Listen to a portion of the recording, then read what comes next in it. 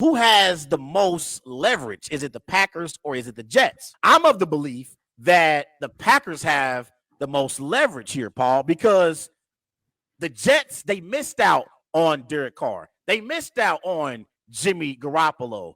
And if they don't trade for Aaron Rodgers, their quarterback this year is going to be Zach Wilson. He was pathetic last year, Paul, and he was terrible. And I wish him nothing but the best moving forward, but he was pathetic last year, Paul. We got to call it what it is. So that's their alternative besides Aaron Rodgers, and the Packers already have their quarterback waiting in Jordan Love to take the reins from Aaron Rodgers. So I believe the Packers got more leverage than the Jets. Who do you believe have more leverage, the Packers or the Jets, in negotiating?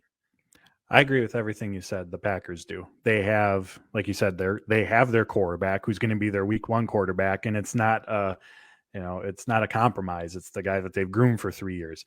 They also have time on their side. There's no real sense of urgency for them because that $60 million that Rodgers is owed, that doesn't kick in until I think September 1st. Not that I expect this to drag out to that point, but it's not like there's any immediate deadline for that salary getting paid that they're trying to get out of. From a salary cap perspective, it's cheaper right now for him to have Rodgers on the roster than it is not to. So I think all of those aspects, and then like you mentioned, the Jets have no fallback option on this. They sent their owner, GM, coach out to California to speak to Rodgers. Yeah. The fan base is, as they should be, the Jets fan base is hyped up right now because they think they're getting Aaron Rodgers. And I mean, Robert Saleh, I think he's 11-23 in his 2 seasons. Yeah. As the head coach. Joe Douglas has been the GM for 3 years now.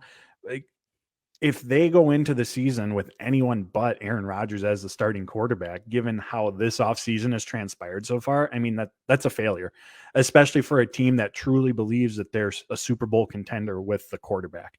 And the Packers, I'm sure, know this, and that's why we're in the stalemate right now. And Ian Rappaport said on Monday that the draft could be kind of the first real deadline, because obviously if you're the Packers, any draft capital you receive, you probably want it for the 2023 season versus 2024. Yeah. So there's really no timetable for this. And that's kind of the first benchmark that we're going to run up to. And I'm not saying it's going to get to that point, but there's nothing really before it that would stop it. And also, Paul, too, another reason why I believe that the Packers have more leverage than the Jets is because there are no other suitors that want Aaron Rodgers' services right now. And it has nothing to do with ability. It's because he's not committed beyond this season.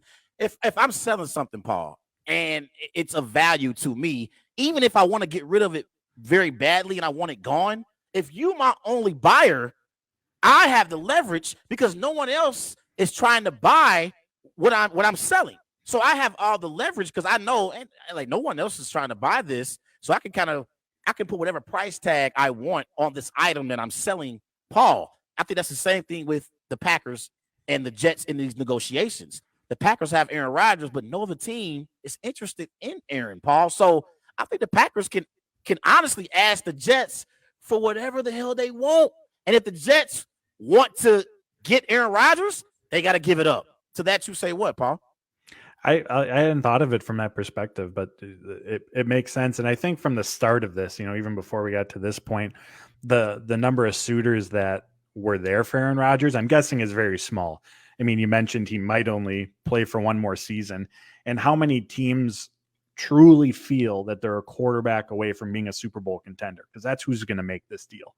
So that's already a very small group of teams that you're working with. And then there's the magnitude of his contract, the draft capital giving up. So I think from the get-go, this was a very small pool that the Packers had to negotiate with in terms of trying to deal Aaron Rodgers.